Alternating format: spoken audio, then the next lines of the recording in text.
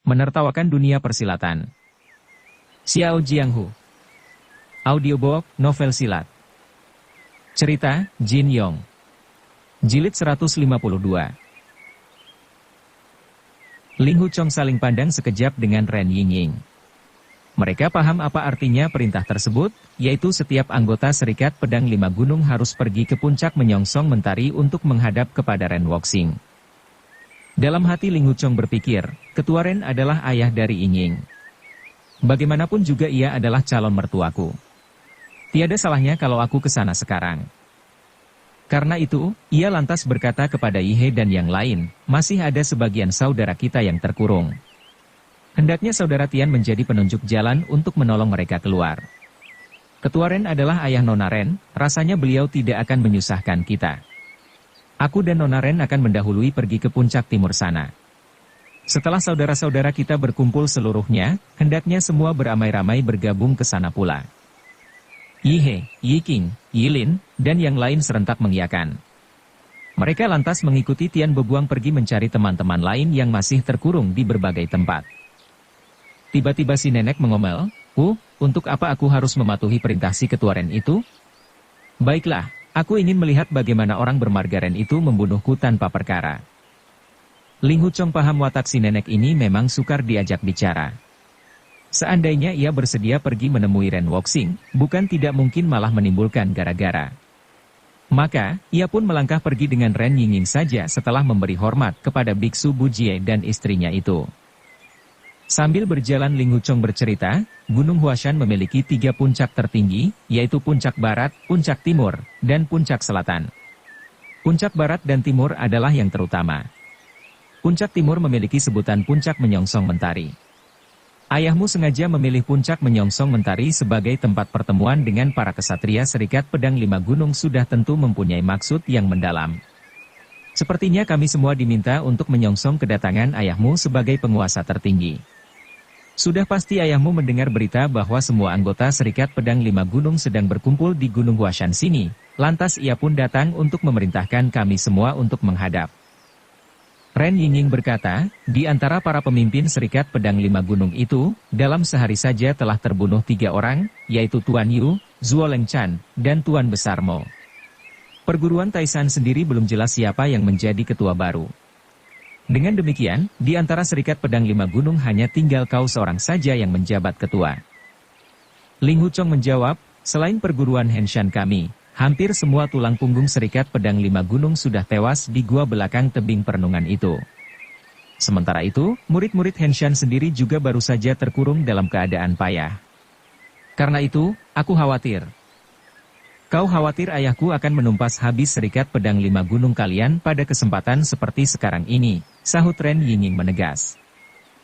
Ling Huchong mengangguk sambil menghela napas, lalu berkata, sebenarnya beliau tidak perlu turun tangan juga orang-orang Serikat Pedang Lima Gunung sudah tidak berarti lagi. Perhitungan ayahku kali ini benar-benar sangat jitu, kata Ren Yingying. Tuan Yu telah memancing berbagai tokoh inti dari Serikat Pedang Lima Gunung untuk masuk ke dalam gua rahasia di Gunung Huashan sini untuk melihat ilmu pedang para leluhur yang terukir di dinding. Diam-diam tentu dia bermaksud menumpas mereka semua agar dapat menjabat sebagai ketua perguruan Lima Gunung dengan leluasa. Tak disangka, kesempatan itu justru digunakan oleh Zuo Lengchan dengan mengajak segerombolan orang buta untuk membinasakan Tuan Yu di dalam gua gelap tersebut. Mengingat Ling Huchong sedang berduka, ia tidak berani sembarangan menyebut nama Yu Bukun. Kau bilang Zuo Lengchan bermaksud membunuh guruku, sahut Ling Huchong menegas. Jadi bukan aku yang diincar Zuo Lengchan. Dia tidak menyangka kau juga datang ke sini, sahut Ren Yingying. Ilmu pedangmu sudah mahasakti, sudah lama pula kau mengetahui jurus-jurus ilmu pedang leluhur yang terukir di dinding gua itu. Maka, ia menduga kau tidak akan tertarik oleh umpan yang dipasang Tuan Yu itu. Bukankah kita masuk ke dalam gua itu hanya karena kebetulan saja? Benar juga, ujar Ling Huchong. Sebenarnya antara aku dan Zuo Lengchan tidak terdapat permusuhan yang mendalam. Kedua matanya telah dibutakan oleh guru. Selain itu, guru juga telah merebut kedudukan ketua perguruan Lima Gunung dan menghancurkan rencana jangka panjangnya. Hal inilah yang menjadi dendam kesumat baginya. Zuo Lengchan pasti sudah mengatur tipu muslihat untuk memancing Tuan Yu masuk ke dalam gua itu, lanjut Ren Yingying. Dia bermaksud membunuh Tuan Yu di dalam gua yang gelap gulita. Tapi entah bagaimana Tuan Yu berhasil mengetahui tipu muslihat itu sehingga berbalik menanti di mulut gua. Ia bermaksud menangkap Zuo Lengchan dan gerombolannya menggunakan jala pusaka tadi. Kini Zuo Lengchan dan gurumu sudah meninggal semua.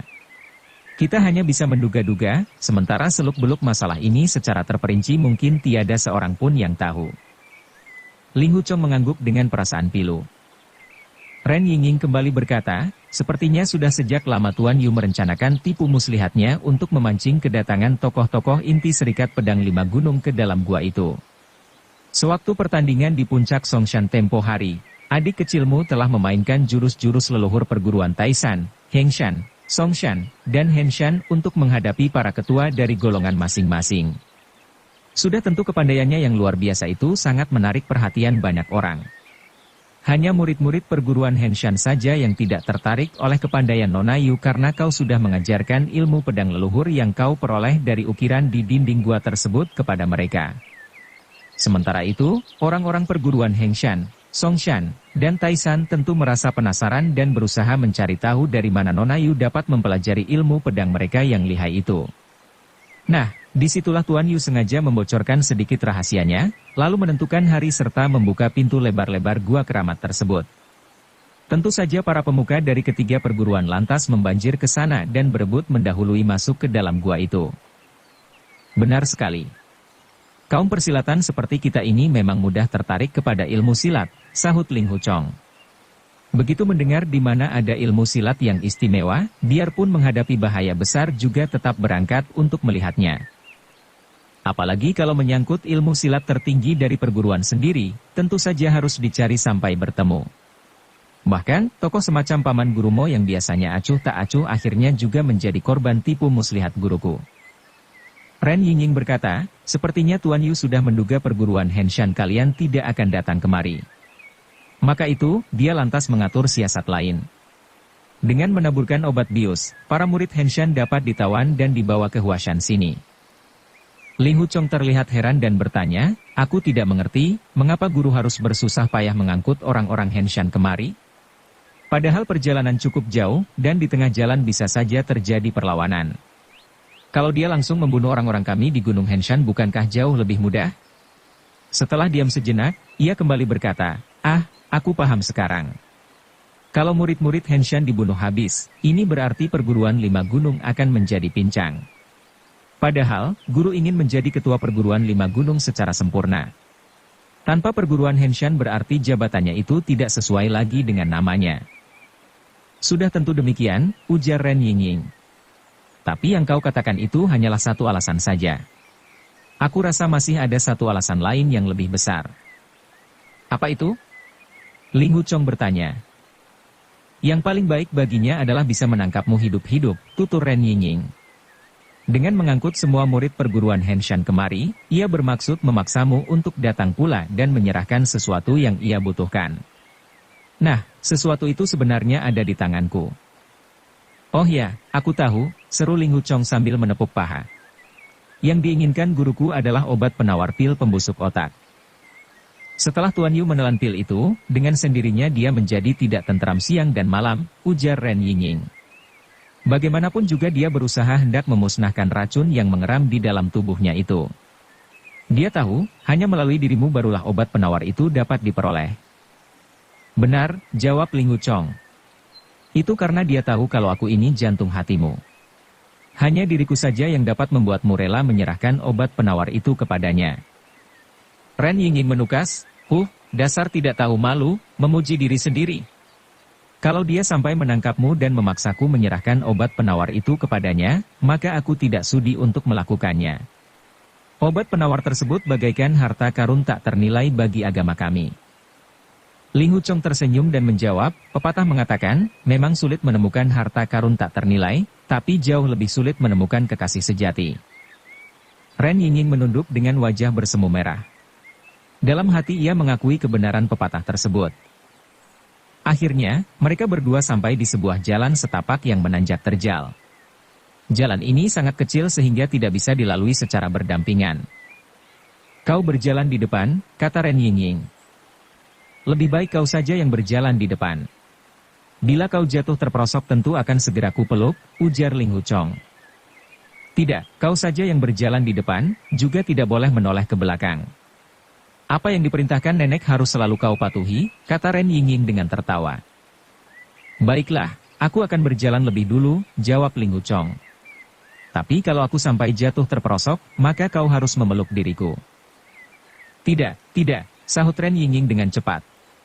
Rupanya ia khawatir Ling Huchong pura-pura jatuh dan sengaja main gila padanya. Maka itu, ia segera mendahului berjalan di depan. Meskipun banyak bercanda, namun sorot mata Ling Huchong tetap memancarkan kesedihan. Ren Yingying paham kalau pemuda itu masih berduka atas kematian Yu Bukun. Maka, sepanjang perjalanan ia pun memancing Ling Huchong untuk selalu bicara dan bercanda. Setiap kali Ling Huchong memang tertawa namun tidak pernah sampai sepenuhnya. Setelah membelok beberapa tikungan, akhirnya mereka sampai di atas puncak Gadis Kumala. Ling Huchong lantas menunjuk tempat-tempat yang indah di puncak tersebut. Ren Yingying sadar tempat-tempat indah ini dulunya tentu sering menjadi tempat bermain antara Ling Huchong dan Yu Lingsan. Maka, ia hanya memandang sekali terhadap tempat-tempat indah tersebut tanpa banyak bertanya, karena takut Ling Huchong kembali berduka. Turun dari puncak Gadis Kumala, setelah berbelok melalui sebuah tikungan lagi, dan melewati jalan menanjak ke atas akhirnya sampailah mereka di puncak Menyongsong Mentari. Tampak di lereng puncak tersebut penuh berdiri pos-pos penjagaan. Para anggota Sekte Matahari dan Bulan terlihat memakai seragam yang terdiri dari 7 warna dan berdiri di bawah panji-panji sesuai warna masing-masing. Ling Huchong melihat keadaan mereka jauh lebih teratur dan tertib dibandingkan saat datang ke tebing kayu hitam tempo hari. Diam-diam Ling Huchong memuji dalam hati, Ketua Ren benar-benar manusia luar biasa. Aku pernah memimpin ribuan pendekar menyerbu biara Shaolin, tapi keadaan mereka kacau balau dan sama sekali tidak tertib, mana bisa dibandingkan dengan Sekte Matahari dan Bulan ini? Beribu-ribu anak buahnya ternyata dapat melaksanakan tugas dengan sangat teratur, seperti badan menggerakkan lengan, lengan menggerakkan tangan, tangan menggerakkan jari, semuanya bagaikan satu kesatuan yang serasi. Dongfang Bubai juga manusia hebat. Tapi sayang, pikirannya menjadi kacau dan terlalu percaya kepada Yang Lianting. Akibatnya, ia pun kehilangan segalanya. Begitu melihat kedatangan Ren Yingying, segenap anggota Sekte Matahari dan Bulan serentak membungkukkan badan sebagai tanda hormat. Terhadap Ling Huchong mereka juga memberikan penghormatan yang sama. Panji komando setingkat demi setingkat dikibarkan dari bawah hingga ke atas puncak untuk menyampaikan laporan kepada Ren Wuxing tentang kedatangan mereka berdua. Melihat setiap tempat penting di sekitar puncak Menyongsong Mentari itu terjaga oleh anggota Sekte Matahari dan Bulan yang beribu-ribu jumlahnya, jelas Ren Wuxing telah mengerahkan segenap kekuatannya untuk menghadapi lawan. Ling Huchong pun berpikir, andaikan para ketua Serikat Pedang Lima Gunung masih hidup dan berkumpul di Huashan sini, belum tentu mereka sanggup menghadapi lawan yang begini kuat.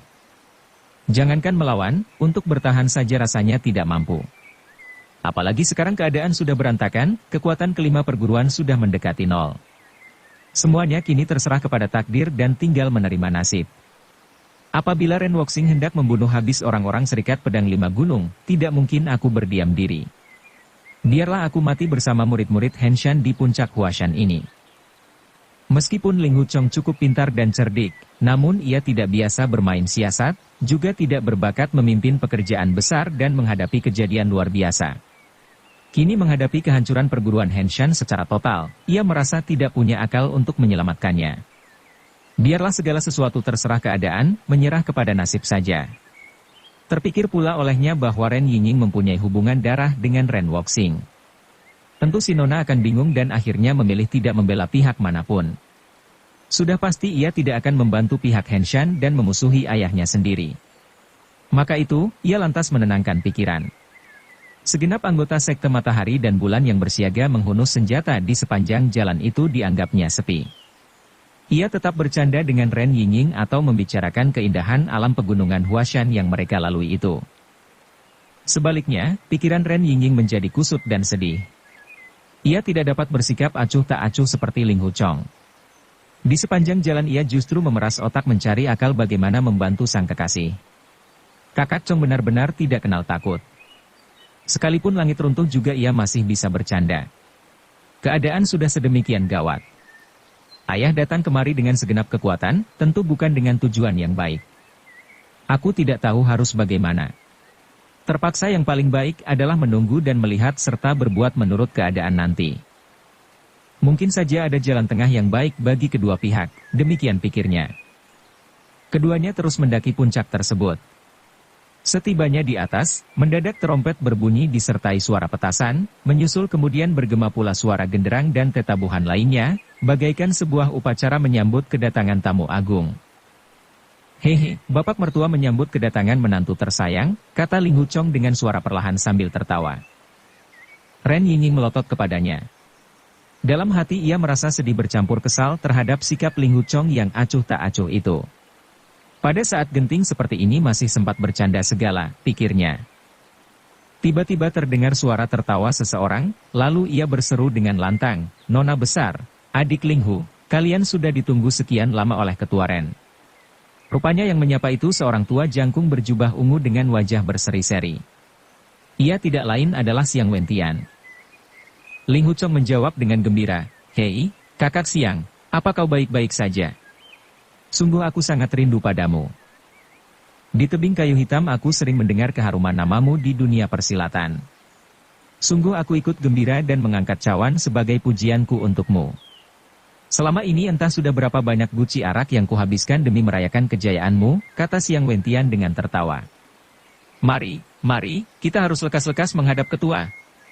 Usai berkata ia langsung menggandeng tangan Ling Huchong dan mengajak pemuda itu menuju ke suatu panggung batu yang menjulang tinggi di atas puncak tersebut. Di sebelah timur panggung batu terdapat 5 tiang batu yang berjajar bagaikan telapak tangan raksasa. Orang-orang menyebut tiang batu itu dengan nama telapak dewa. Kelima tiang batu tersebut menjulang tinggi ke angkasa, dan yang paling tengah adalah yang paling tinggi. Di atas tiang batu paling tinggi itu terdapat sebuah kursi megah, di mana seseorang tampak sedang duduk di atasnya. Orang itu tidak lain adalah Ren Wuxing. Ren Yingying melangkah mendekati telapak tangan batu raksasa itu.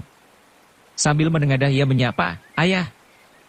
Ling Huchong juga memberi hormat dan menyapa. Ling Huchong menyampaikan salam hormat kepada ketua. Ren Wuxing bergelak tawa dan berkata, "Adik kecil, kau datang pada saat yang tepat. Kita adalah keluarga sendiri, tidak perlu banyak adat. Hari ini aku hendak menemui para kesatria di seluruh jagat. Pertama kita bicara urusan resmi, baru kemudian kita bicara urusan keluarga. Nah, silakan duduk wahai adikku sayang." Mula-mula Ling Huchong mengira Ren Wuxing hendak memanggil, "Wahai menantu sayang," kepadanya. Namun, karena belum resmi, maka panggilannya langsung diganti menjadi, "Wahai adikku sayang." Meskipun demikian, Ling Huchong melihat gelagat baik bahwa Ren Wuxing jelas sangat merestui perjodohan dirinya dengan Ren Yingying. Apalagi ucapannya yang pertama tadi menyebutkan, "Kita adalah keluarga sendiri," serta, "Pertama kita bicara urusan resmi, baru kemudian kita bicara urusan keluarga," jelas dirinya tidak lagi dianggap sebagai orang lain. Tentu saja hati Ling Huchong merasa sangat senang. Ia lantas berdiri tegak kembali. Namun, tiba-tiba pada titik dantian di sekitar perutnya bergolak suatu hawa dingin yang langsung menerjang ke atas. Seketika seluruh tubuhnya pun menggigil bagaikan tercebur ke dalam sungai es. Ren Yingying terkejut melihatnya. Segera ia melangkah maju dan bertanya, "Ada apa denganmu?" Aku, ternyata sukar bagi Ling Huchong untuk membuka suara. Meskipun duduk di atas tempat yang begitu tinggi, namun pandangan Ren Wuxing sungguh sangat tajam. Segera ia bertanya, "Apakah kau baru saja bertarung melawan Zuo Lengchan?" Ling Huchong hanya bisa mengangguk. "Tidak masalah," ujar Ren Wuxing. "Kau telah menyedot hawa dingin beracun darinya. Sebentar lagi kalau hawa dingin itu sudah buyar, tentu kau akan sehat kembali. Tapi, mengapa Zuo Lengchan belum juga tiba?" "Zuo Lengchan memasang perangkap keji hendak mencelakai kakak Ling Hu dan aku," jawab Ren Yingying. "Dia akhirnya dapat dibinasakan oleh kakak Ling Hu." "Oh," sahut Ren Wuxing. Karena ia duduk di tempat yang tinggi maka raut mukanya tidak terlihat jelas. Namun demikian, nada suaranya terdengar penuh rasa kecewa yang tak terhingga. Ren Yingying memahami perasaan sang ayah. Hari ini secara besar-besaran ayahnya telah mengerahkan segenap kekuatan menuju Gunung Huashan dengan maksud untuk menaklukkan Serikat Pedang Lima Gunung secara keseluruhan. Zuo Lengchan merupakan musuh bebuyutan ayahnya selama ini, dan kini telah mati di tangan orang lain. Padahal, Ren Wuxing ingin sekali melihatnya bertekuk lutut dan mengaku kalah disaksikan banyak orang. Segera Ren Yingying menggenggam tangan kanan Ling Huchong dan menyalurkan tenaga dalam untuk membantu pemuda itu menolak hawa dingin beracun milik Zuo Lengchan. Sementara itu, tangan Ling Huchong yang kiri dipegang oleh Xiang Wentian. Kedua orang itu mengerahkan tenaga bersama-sama sehingga Ling Huchong merasa hawa dingin dalam tubuhnya pun musnah sedikit demi sedikit. Ketika bertempur di biara Shaolin dahulu, Zuo Lengchan sengaja membiarkan tenaga dalamnya yang maha dingin dihisap sekian banyak oleh Ren Wuxing. Akibatnya, setelah meninggalkan biara tersebut Ren Wuxing hampir mati kedinginan di tanah bersalju. Waktu itu Ling Huchong, Xiang Wentian, dan Ren Yingying berusaha menyalurkan tenaga dalam kepadanya dan ikut membeku menjadi manusia salju. Akan tetapi, saat ini Ling Huchong hanya sedikit menghisap hawa dingin Zuo Lengchan melalui persentuhan pedang dalam waktu yang singkat pula. Maka, dalam sebentar saja ia sudah tidak menggigil lagi. Sudah, terima kasih untuk kalian berdua, katanya kemudian. Mengajukan lamaran. Ren Wuxing berkata kepada Ling Huchong, "Adik cilik, begitu mendengar panggilanku, kau langsung naik ke sini, sungguh bagus sekali." Bagus sekali. Ia lalu berpaling kepada Xiang Wentian dan bertanya, "Mengapa orang-orang keempat perguruan yang lain hingga kini masih belum datang juga?" "Hamba akan mendesaknya lagi," jawab Xiang Wentian. Ia lantas mengangkat tangan kiri sebagai isyarat. Segera 8 orang tua berseragam kuning berbaris ke depan puncak tersebut dan berteriak bersama, "Ketua Ren, pemimpin sekte matahari dan bulan yang perkasa dan bijaksana memberikan titah agar semua ketua dan murid perguruan Taishan, Hengshan, Huashan, dan Songshan segera menghadap ke puncak ini. Para ketua balai diperintahkan untuk mendesak mereka secepatnya, jangan sampai lalai." Kedelapan orang tua itu masing-masing memiliki tenaga dalam yang sangat kuat. Suara mereka serentak berkumandang hingga jauh dan terdengar di setiap puncak gunung sekitarnya. Sesaat kemudian terdengarlah suara balasan dari berbagai penjuru, yaitu berpuluh-puluh orang menjawab bersamaan, "Kami menerima titah. Semoga ketua panjang umur, hidup abadi, merajai dunia persilatan sepanjang masa." Suara jawaban ini jelas berasal dari para ketua balai tersebut. Ren Wuxing lalu berkata dengan tersenyum, "Ketua Linghu, silakan duduk di sebelahku sini." Ling Huchong melihat di sebelah barat telapak tangan batu itu berbaris 5 buah kursi, dan pada setiap kursi tampak dilapisi kain sutra dengan warna-warna yang berbeda, yaitu hitam, putih, hijau, merah, dan kuning. Masing-masing kain sutra tersebut bersulamkan gambar sebuah puncak gunung. Kursi yang disediakan untuk Ling Huchong dilapisi kain sutra berwarna hitam yang bersulamkan gambar puncak Jianxing, yaitu puncak utama Gunung Henshan. Ini menunjukkan betapa rapi sekte matahari dan bulan mempersiapkan segala sesuatunya. Dalam urutan serikat pedang 5 gunung, yang biasanya disebut pertama kali adalah perguruan Songshan, sedangkan perguruan Henshan selalu disebut paling akhir. Namun, kini tempat duduk ketua perguruan Henshan justru diputar balik menjadi yang paling dekat dengan Ren Wuxing, kemudian disusul perguruan Huashan, Hengshan, Taishan, hingga akhirnya perguruan Songshan diletakkan pada urutan paling belakang. Jelas Ren Wuxing sengaja hendak merendahkan Zuo Lengchan. Mengingat Zuo Lengchan, Yu Bukun, Tuan Besar Mo, dan Pendeta Tianmen sudah meninggal semua, maka Ling Huchong merasa tidak perlu segan-segan lagi. Ia pun membungkukkan badan dan menjawab, "Baik, aku akan duduk di sana." Usai berkata demikian pemuda itu lantas duduk di kursi berlapis sutra hitam yang disediakan untuknya. Suasana di puncak menyongsong mentari sunyi senyap. Tidak seorang pun yang datang ke tempat itu. Selang agak lama Xiang Wentian kembali memberi perintah agar ke-8 orang tua tadi berteriak sekali lagi. Namun demikian, tetap saja tiada seorang pun yang datang. Xiang Wentian berkata, orang-orang ini benar-benar tidak tahu diri. Sudah sekian lama mereka masih juga belum datang memberikan sembah pada ketua. Lekas perintahkan orang-orang kita naik lebih dulu kemari. Ke-8 orang tua berseragam kuning tadi lantas berseru serentak, "Saudara-saudara dari pulau-pulau, gua-gua, gunung-gunung, dan berbagai perkumpulan sungai dan laut, dipersilakan naik ke atas puncak menyongsong mentari untuk menghadap ketua." Baru saja kata, "Ketua," selesai diucapkan, serentak di sekitar puncak gunung itu bergema suara jawaban, "Kami menerima perintah." Begitu dahsyat suara ini hingga bergemuruh dan menggetarkan lembah pegunungan tersebut. Ling Hu Chong terperanjat mendengar suara yang riuh ramai itu. Dari suara gemuruh tersebut dapat diperkirakan paling tidak diteriakkan oleh 2-30 ribu orang. Padahal tadinya suasana begitu sunyi senyap, tahu-tahu bergema suara orang sebanyak ini. Jelas sebelumnya mereka sengaja disembunyikan oleh Ren Wuxing dengan tujuan muncul secara tiba-tiba untuk membuat gentar pihak Serikat Pedang Lima Gunung supaya tidak berani melakukan perlawanan. Dalam sekejap saja ribuan orang telah muncul dan membanjir menuju puncak menyongsong mentari dari berbagai penjuru. Meski jumlah orang itu sangat banyak, namun sama sekali tidak mengeluarkan suara berisik. Setiap orang berdiri di tempat masing-masing secara rapi dan teratur. Sepertinya mereka sudah terlatih dengan baik sebelumnya. Yang naik ke atas puncak itu hanya 2-3 ribu orang saja, dan masing-masing memiliki kedudukan semacam ketua perkumpulan, ketua pulau, ketua gunung, dan sebagainya. Sementara itu, anak buah mereka tetap menunggu di lereng gunung. Sekilas pandang Ling Hu Chong melihat dalam barisan itu terdapat Lan Feng Huang, Zhu Qianqiu, Lao Touzi, Ji Wuxi, Sima Da, dan Wang Boliu. Meskipun tidak tinggal di tebing kayu hitam, namun mereka berada di bawah pengaruh sekte matahari dan bulan.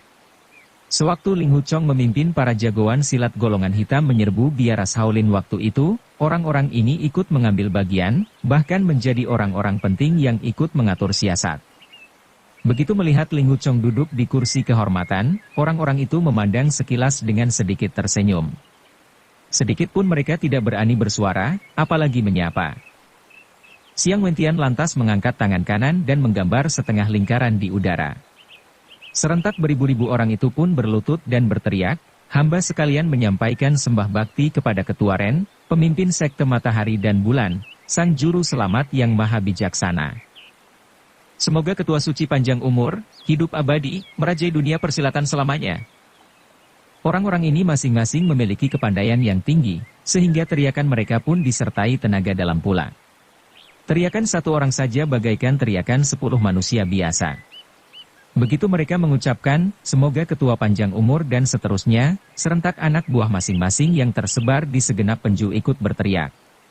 Akibatnya tentu luar biasa. Suasana di tempat itu pun bergemuruh seakan-akan menggetarkan langit dan mengguncangkan bumi. Ren Wuxing duduk diam dengan tenang di tempatnya. Setelah sanjung puji yang diteriakan orang-orang itu benar-benar selesai, barulah ia mengangkat sebelah tangan dan berkata, saudara-saudaraku telah bekerja keras, sekarang silakan bangun. Terima kasih, Ketua Suci, seru beribu-ribu orang itu sambil bangkit bersama-sama. Melihat ini Ling Hu Chong berpikir, sewaktu datang ke tebing kayu hitam dulu aku benar-benar ingin muntah melihat sanjung puji anggota sekte matahari dan bulan terhadap Dongfang Bubai. Tak kusangka, setelah Ren Wuxing menjadi ketua, keadaan benar-benar semakin buruk. Mereka bahkan menambahkan sebutan, Ketua Suci, segala. Aku seperti melihat para sarjana dan perwira kerajaan datang menghadap dan merendahkan diri demi menyembah kaisar.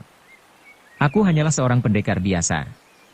Kalau aku sampai melakukan perbuatan menjijikkan seperti ini, apakah aku masih pantas disebut laki-laki sejati? Saat berpikir demikian tiba-tiba perutnya merasa kesakitan, pandangan menjadi gelap, kepala terasa pusing pula, dan hampir saja ia jatuh pingsan. Lekas-lekas ia pun memegang tepi kursi dengan kencang sambil menggigit bibir hingga berdarah demi menahan rasa sakit yang luar biasa itu. Sejak mempelajari jurus penyedot bintang, ia telah bersumpah tidak akan menggunakan ilmu kejam tersebut. Namun, ketika terperangkap di dalam jala yang dilemparkan Yu Bukun tadi, terpaksa ia menggunakan ilmu itu untuk menghisap tenaga dalam sang guru. Akibatnya justru menyiksa diri sendiri seperti ini. Sekuat tenaga ia menahan rasa sakit agar mulut tidak sampai mengeluarkan suara rintihan. Tampak butir-butir keringat berjatuhan di keningnya, sekujur tubuh gemetar, otot wajahnya berkerut-kerut, pertanda betapa berat penderitaan yang ia rasakan. Setiap orang dapat melihat hal ini dengan jelas. Zhu Qianqiu dan yang lain tampak memandangnya dengan penuh perhatian dan rasa khawatir. Ren Yingning berjalan mendekati dan berkata lirih, Kakak Chong, aku ada di sisimu. Andaikan mereka berada di tempat yang sepi tentu ia sudah memegang tangan sang kekasih untuk memberikan semangat. Namun, di bawah tatapan beribu-ribu pasang mata, terpaksa ia hanya dapat mengucapkan kata-kata tersebut, itu pun dengan wajah merah menahan malu. Ling Huchong lantas menoleh dan memandang Ren Yingying sekejap. Ia merasa agak terhibur dan rasa sakitnya sedikit berkurang. Teringat olehnya apa yang pernah dikatakan Ren Wuxing di Hangzhou dahulu, bahwa setelah mempelajari jurus penyedot bintang dan menghisap bermacam-macam tenaga dalam milik orang lain ke dalam tubuh sendiri, maka pada suatu hari kelak himpunan hawa murni tersebut pasti akan bergolak hebat. Setiap kali penyakit ini kambuh tentu akan semakin hebat daripada sebelumnya, dan ini berarti tubuh pun akan semakin tersiksa. Itulah sebabnya mengapa Ren Wuxing menyerahkan urusan agama kepada Dongfang Bubai. Ia merasa penyakitnya itu sering kambuh dan sangat menyiksa. Dengan mengambil cuti dari jabatannya, ia berusaha mencari cara untuk bisa memusnahkan gangguan berbagai macam hawa murni liar tersebut. Akibatnya, kesempatan ini justru dimanfaatkan Dongfang Bubai untuk memberontak dan mengurungnya di bawah Danau Barat. Selama terpenjara di dasar Danau Barat di daerah Hangzhou itulah, Ren Wuxing akhirnya berhasil melatih cara memusnahkan gabungan hawa murni liar yang mengamuk di dalam tubuhnya. Ia lantas menawarkan diri kepada Ling Huchong untuk mengajarkan ilmu tersebut dengan syarat pemuda itu harus masuk ke dalam sekte matahari dan bulan. Namun, Ling Huchong dengan tegas menolak tawaran Ren Wuxing tersebut, karena sejak kecil ia telah dididik untuk membenci sekte matahari dan bulan sebagai aliran sesat dan tidak boleh bergaul dengan agama iblis tersebut.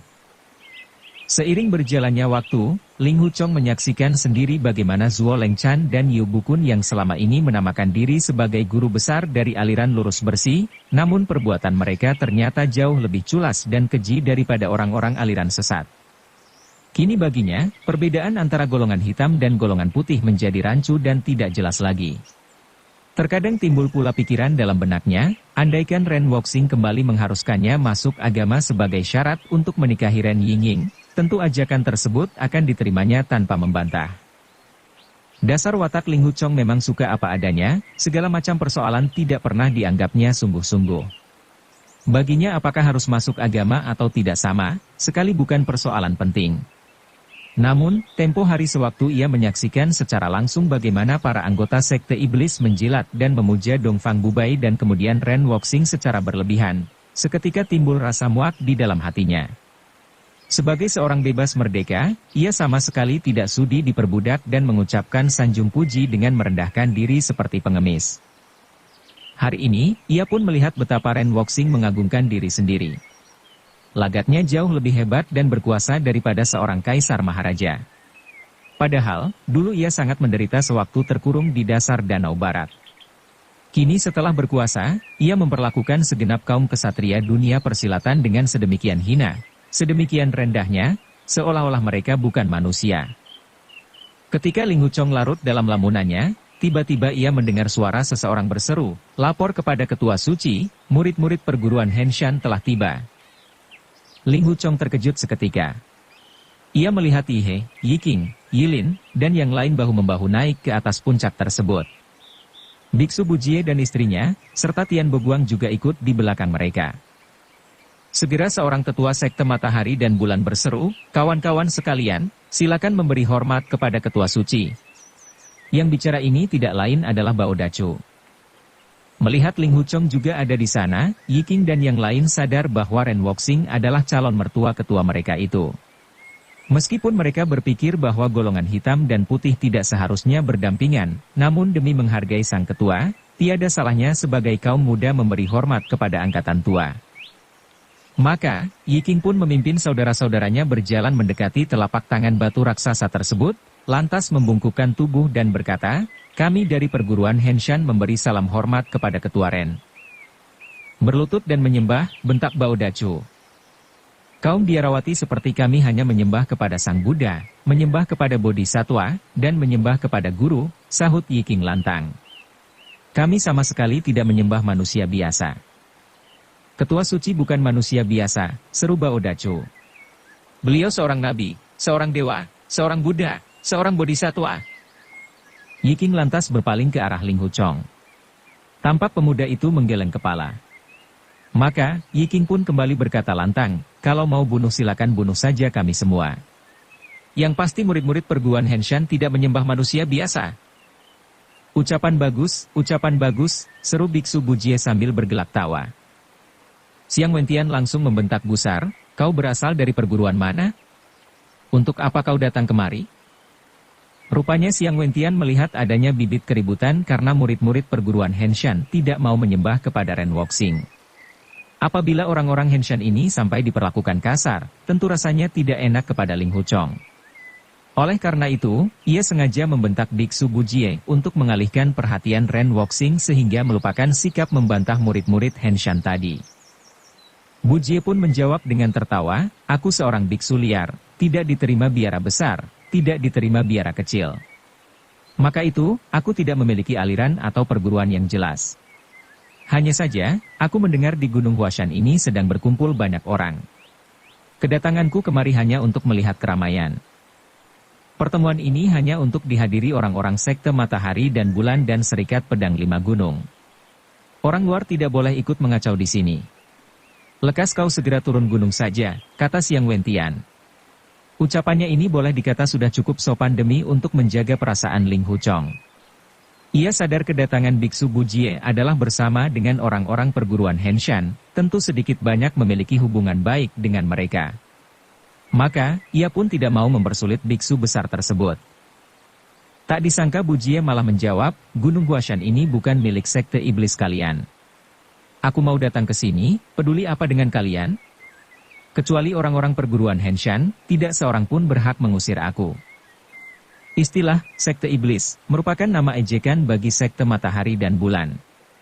Kaum persilatan pada umumnya tidak berani mengucapkan istilah ini secara terang-terangan di hadapan anggota sekte, kecuali kalau memang sengaja hendak mencari permusuhan. Namun, pada dasarnya sifat Biksu Bujie memang tidak memiliki pantangan. Apa yang ia pikirkan, itu pula yang ia ucapkan. Apalagi ketika Xiang Wentian mengusirnya, seketika hatinya menjadi kesal. Tanpa pikir panjang ia langsung membantah tanpa menghiraukan siapa yang sedang dihadapinya. Sedikit pun dirinya tidak merasa gentar. Dengan menahan gusar Xiang Wentian berpaling kepada Ling Huchong dan bertanya, adik Ling Hu, siapa sebenarnya Biksu Sinting ini? Ada hubungan apa dengan perguruan kalian? Ling Huchong sendiri sedang merasa kesakitan. Perutnya terasa seperti disayat-sayat puluhan pisau.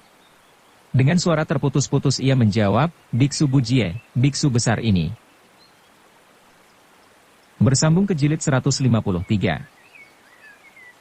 Dukung kami dengan subscribe, follow, like, komen dan share. Terima kasih.